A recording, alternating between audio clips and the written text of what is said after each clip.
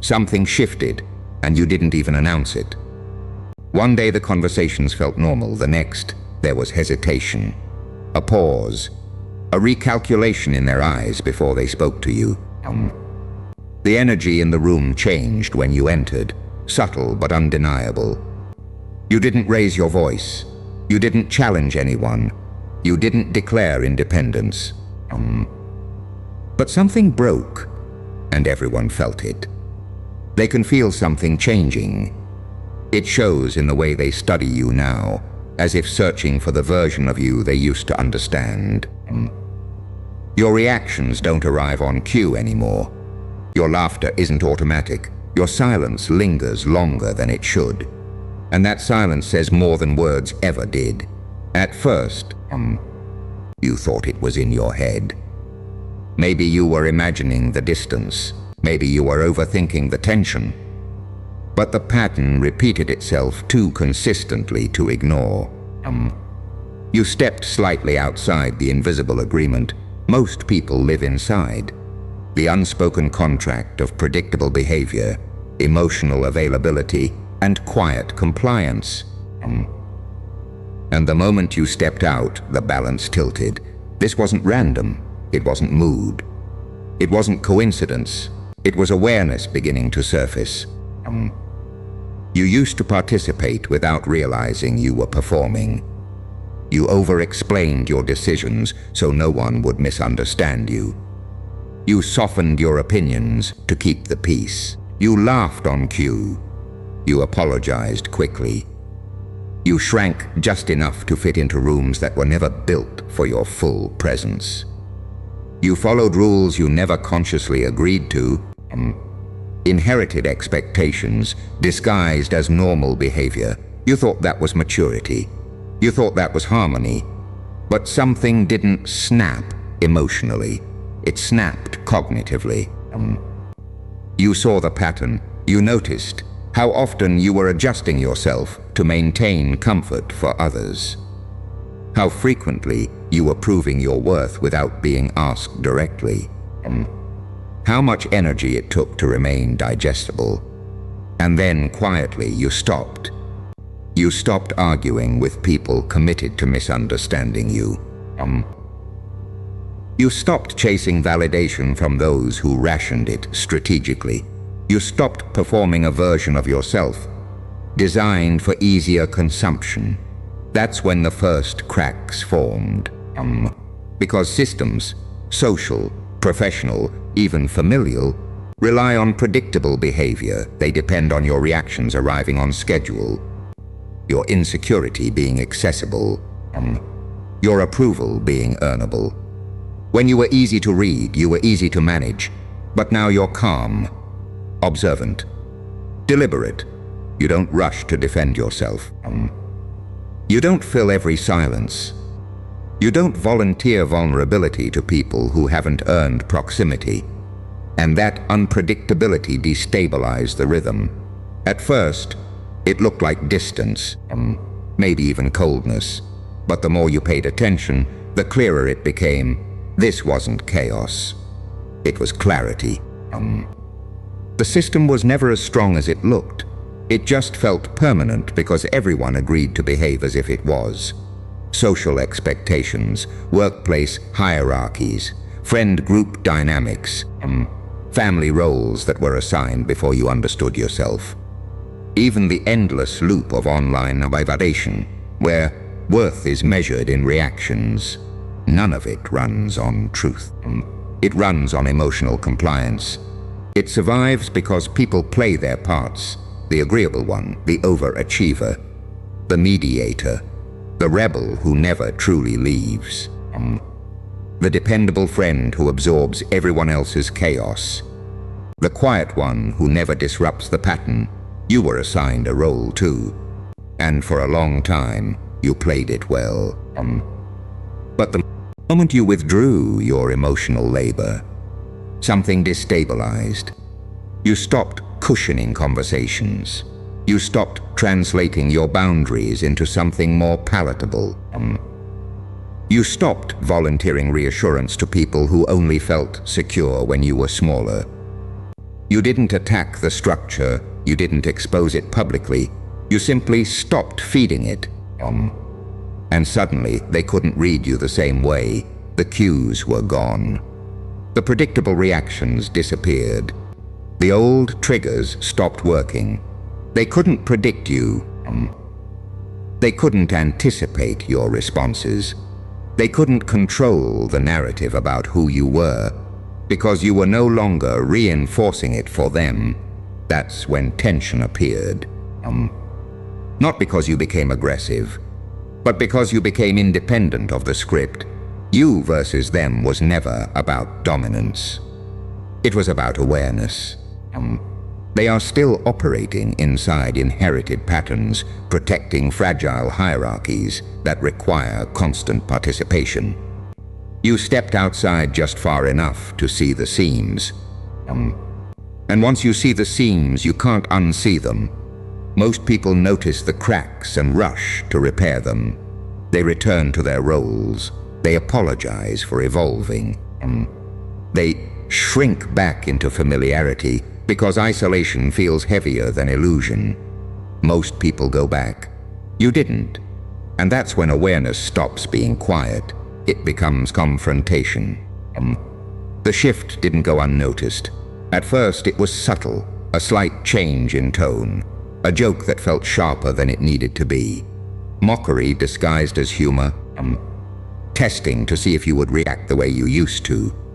When you didn't, the atmosphere tightened. Then came the passive aggression, delayed replies, exclusion masked as oversight, compliments that carried an edge. They began creating distance, but framing it as your fault, as if your calmness had become hostility, as if your restraint was arrogance. In some cases, the narrative shifted entirely. Quiet smear attempts, small distortions of who you were becoming. You've changed, said not with curiosity, but accusation. Why? Because when you stopped needing validation, you stopped being manageable. Control is rarely loud. It operates through emotional predictability. If someone knows what triggers you, they hold leverage. If they can anticipate your need for approval, they can ration it. If they understand your fear of rejection, they can threaten it without saying a word. But you removed the leverage. You stopped defending every misinterpretation. You stopped chasing reassurance. You stopped proving your loyalty on demand. Your reactions no longer arrived on cue. The emotional buttons they once pressed stopped responding. That's when discomfort turned into resistance. They didn't run because you were loud. They ran because you became silent. Silence forces reflection. It exposes intentions. Without your emotional participation, their strategies became visible. And visibility feels dangerous to anyone who benefited from your unconscious compliance. So the tension escalated. Not always dramatically, sometimes just in energy, in posture, in absence. Externally, it looked like conflict. Internally, something heavier was forming, because while they were reacting to your freedom, you were confronting something deeper within yourself. From the outside, it may have looked effortless. Composed, controlled, unbothered. But internally, it was anything but simple. You doubted yourself more than once. Late at night, when everything was quiet, you replayed conversations in your head. You wondered if you were becoming cold, if the silence you were practicing was slowly turning you into someone distant, unreachable. You questioned whether strength was just another word for isolation, because isolation has weight. It's heavy when people you once felt close to begin treating you like a stranger. It stings when you've changed, is delivered like an accusation instead of an observation. It cuts deeper when betrayal doesn't come from enemies, but from those who benefited most from your openness. Being misunderstood is exhausting. especially when you no longer feel the need to defend yourself. There were moments you almost went back, almost softened your edges, almost explained yourself one more time just to restore comfort. Not because you were wrong, but because loneliness can make even clarity feel dangerous. But this wasn't emotional shutdown. It was emotional discipline. You weren't suppressing your feelings. You were regulating them. You weren't disconnecting from the world. You were disconnecting from patterns that drained you. There's a difference between becoming heartless and becoming self-contained.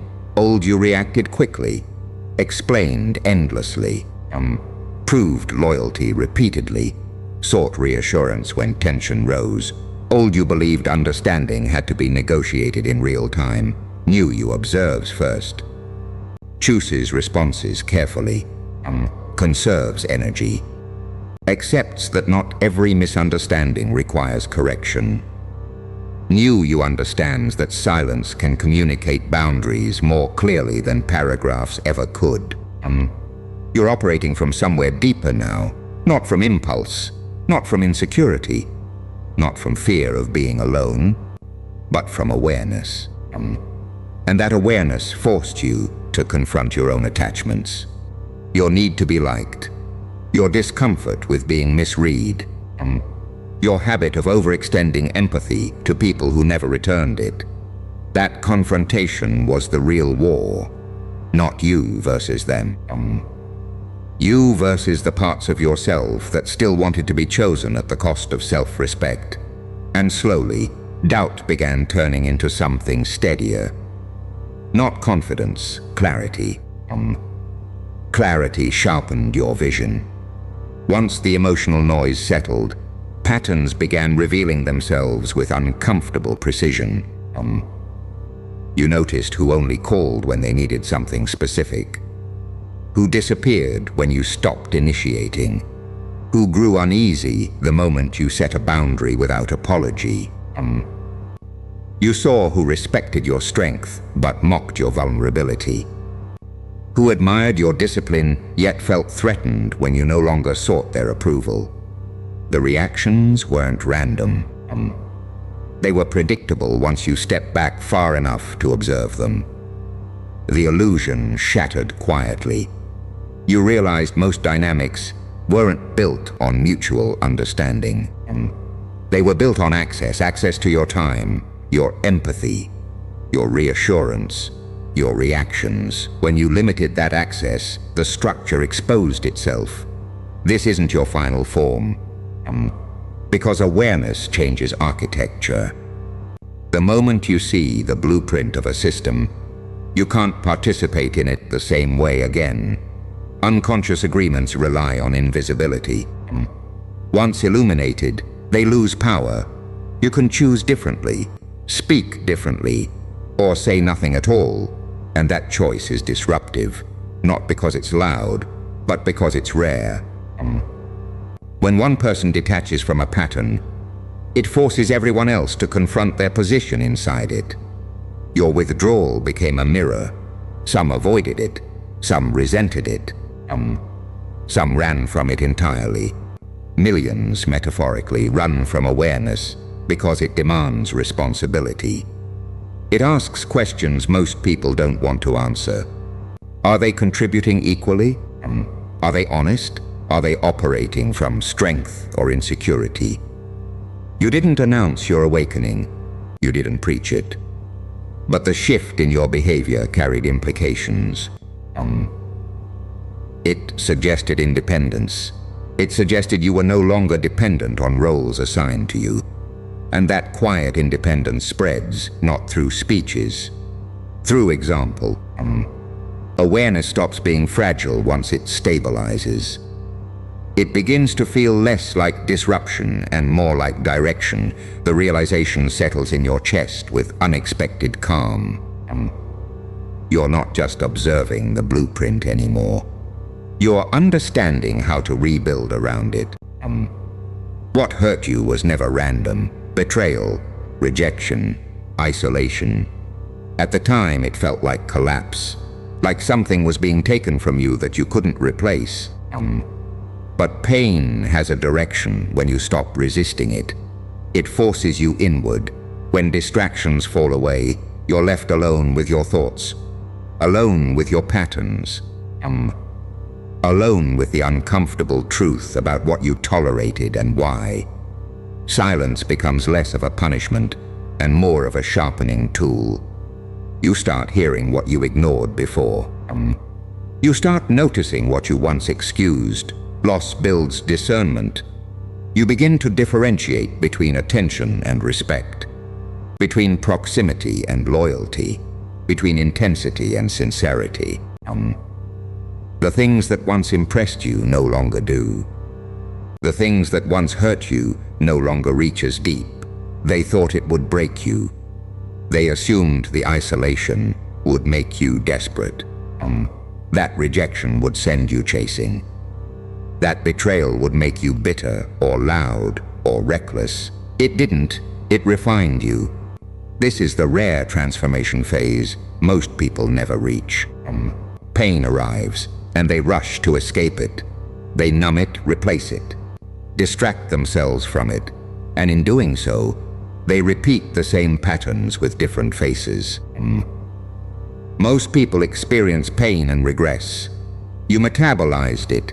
You let it burn away what was fragile. You let it expose where you were overextended. You allowed it to teach you without announcing the lesson. And now there's a difference in you that's difficult to explain, but easy to feel. This version of you is harder to access. Not because you built walls out of fear, but because you built standards out of experience. Access now requires alignment. Presence requires depth. Your energy is no longer publicly available. Power feels different when it's earned through survival. And instead of becoming louder with it, you did something unexpected. You became quieter. Self-contained people disrupt fragile environments without trying, not through dominance, not through aggression, but through absence of need. When you don't chase, the dynamic shifts. When you don't beg for clarity or connection, pressure builds on the other side. When you don't overshare your fears, your doubts, your next move, there's nothing to weaponize. And when you stop reacting predictably, the psychological hooks fall out. Most environments are structured around influence, subtle control, emotional leverage, the ability to trigger, persuade, or withhold. But self-sufficient individuals remove the entry points. There's no obvious insecurity to press on, no constant reassurance to manage, no visible desperation to exploit. People run from what they can't influence, not because they hate it, because it unsettles them. Your autonomy exposes dependency. Your restraint highlights impulsiveness. Your silence magnifies their noise. They need constant motion to feel stable. Conversations, reactions, validation loops. You learn to stabilize internally. This isn't arrogance, it's autonomy. You're not withholding to punish. You're conserving to protect. There's a difference, and as the distance grows, so does your composure. Power no longer feels like something you prove. It feels like something you hold quickly, and that quiet begins to resemble something stronger than disruption. It begins to resemble control. You didn't burn anything down. You didn't organize a rebellion. You didn't storm the structure with force. All you did was step back. And when you stepped back, the system began wobbling on its own. That's how you knew it was never stable. It depended on your participation, your emotional labor, your predictability, your willingness to absorb what wasn't yours. When you removed yourself from that equation, the imbalance became visible. The cracks weren't created by you. They were revealed by your absence. Weak systems require constant maintenance, constant reassurance, constant performance. You stopped performing, and without your reinforcement, the illusion couldn't hold. This is where your identity shifts completely. You are not a rebel searching for chaos, not a villain who enjoys disruption, not an outcast rejected by the group. You are structurally incompatible with weakness, with manipulation disguised as connection, with hierarchy disguised as respect, with dependency disguised as loyalty. Your nervous system no longer tolerates what it once normalized. That incompatibility isn't aggression, it's evolution. And evolution always looks threatening to what refuses to grow. The distance between you and them is no longer emotional. It's structural. You see patterns they are still participating in. You operate from awareness they haven't stabilized. You didn't destroy the system. You outgrew it. And once you recognize that, something else begins forming in your mind. Not revenge, not validation, but vision. There's a calm that follows clarity. Not the calm of exhaustion, but the calm of alignment. You're no longer fighting internally. You're no longer scanning every room for approval or threat. The collapse happened quietly, and now the dust has settled. You don't need revenge. You don't need applause. You don't need to explain yourself to people committed to misunderstanding you. They can feel something changing, but now you feel it too. It's not anger, it's not defiance, it's composure, a steadiness in your posture, a patience in your responses. You move differently because you see differently. The urgency that once drove you has been replaced with intention. You broke the system wide open, not through force, but through evolution. By refusing to participate unconsciously, by withdrawing from patterns that required you to shrink, by choosing awareness over comfort. And now you stand outside of what once defined you. Deliberate, measured, self-contained, still evolving. You understand something most people avoid. Growth isolates before it elevates. But elevation doesn't require noise. It doesn't require spectacle. It requires discipline. This isn't your final form. It's simply the first version of you that no longer negotiates with weakness. And the power you hold now doesn't need to be announced. It's felt, quietly,